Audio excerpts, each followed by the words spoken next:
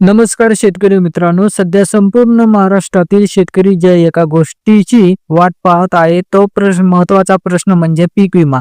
कारण खरीप हंगामाची पैसेवारी आता बऱ्याचशा जिल्ह्यामध्ये जाहीर झालेली आहे. तसेच पीक कापणीचे जे महत्वाचे प्रयोग असतात त्याचे अहवाल सुद्धा आता राज्य शासनाकडून केंद्र सरकारकडे गेले आहेत. यामुळे शेतकऱ्यांच्या आशा पल्लवित झाल्या होत्या. बऱ्याच तारखा सुद्धा आपण ऐकल्या. कुणी म्हणालं 15 जानेवारीच्या नंतर जमा होईल, तर कुणी म्हणालं 20 जानेवारी नंतर खात्यात पैसे येतील. अधिकृत माहितीनुसार 20 जानेवारी नंतर प्रक्रिया सुरू होऊ शकते. पण यातच आता एक नवीन अडचण शेतकऱ्यांना वाटू लागली आहे. ते म्हणजे आपल्या राज्यात आता जिल्हा परिषदच्या निवडणुका जाहीर झाल्या आहेत. त्यामुळे साहजिकच शेतकऱ्याच्या मनात शंका येते की आता निवडणुका आहेत, आचारसंहिता लागेल, मग आपल्याला पीक विमा मिळेल का? या निवडणुकीमुळे फेब्रुवारी पर्यंत आपल्याला वाट पाहावी लागेल? हाच महत्वाचा मुद्दा आणि त्याचे उत्तर आजच्या व्हिडिओमध्ये आपण सविस्तर बघणार आहोत. त्यामुळे तुमचे हक्काचे व्यासपीठ असलेल्या संदीप कृषी सेवा केंद्र या युट्यूब चॅनलमध्ये मी मनापासून स्वागत करतो. तुम्ही जर आपल्या चॅनलवर नवीन असाल तर आत्ताच चॅनलला सबस्क्राईब करा आणि ही माहिती जास्तीत जास्त शेतकरी ग्रुपवर शेअर करा. शेतकरी मित्रांनो, एक गोष्ट लक्षात घ्या. आतापर्यंत महानगरपालिकेच्या निवडणुकीचा धुरळा उडाला होता. आज मतदान होतं, पण शहरी भागातल्या निवडणुकांचा आणि आपल्या पीक विम्याचा तसा काही थेट संबंध नसतो. पण आता ज्या निवडणुका जाहीर झाल्या आहेत त्या जिल्हा परिषदच्या आहेत. जिल्हा परिषद म्हणजे ग्रामीण भागाचं मिनी मंत्रालय. त्यामुळे इतर शेतकऱ्यांची धाकधूक वाढणं साहजिक आहे. गेल्या महिन्याभर आपण पाहिलं, सरकार आणि सगळे मंत्री फक्त निवडणुका जिंकण्यात, दौरे करण्यात आणि सभा घेण्यात व्यस्त होते.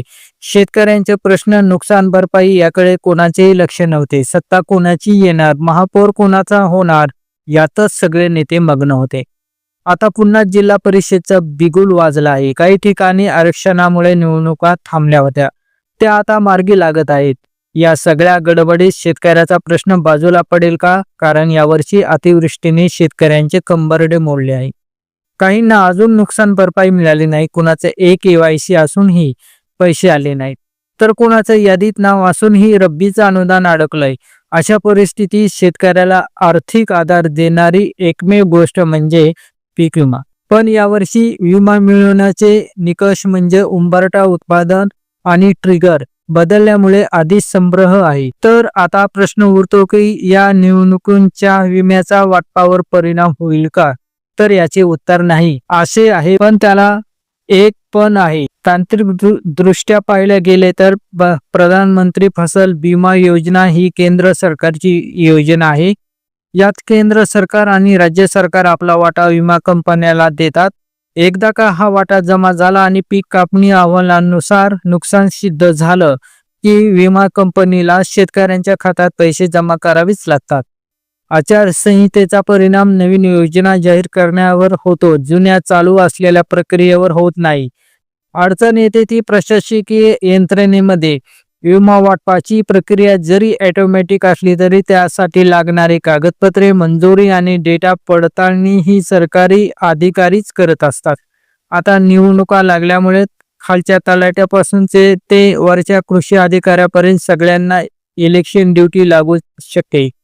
जर ही यंत्रणा निवडणुकीच्या कामात गुंतली तर शेतकऱ्यांच्या फायली कोण हलवणार? नेते मंडळी प्रचारात व्यस्त असतात, त्यामुळे अधिकाऱ्यांना जॉब विचारणार कोणी नसेल. त्यामुळे तांत्रिक अडचण नसली तरी माणसांच्या कमतरतेमुळे किंवा अधिकारी व्यस्त असल्यामुळे पीक विम्याला थोडा उशीर होऊ शकतो.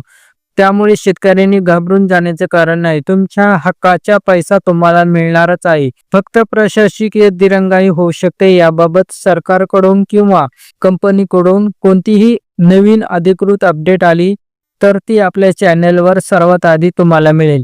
तुम्हाला काय वाटतं? या निवडणुकीमुळे शेतकऱ्यांच्या प्रश्नाकडे दुर्लक्ष होईल का?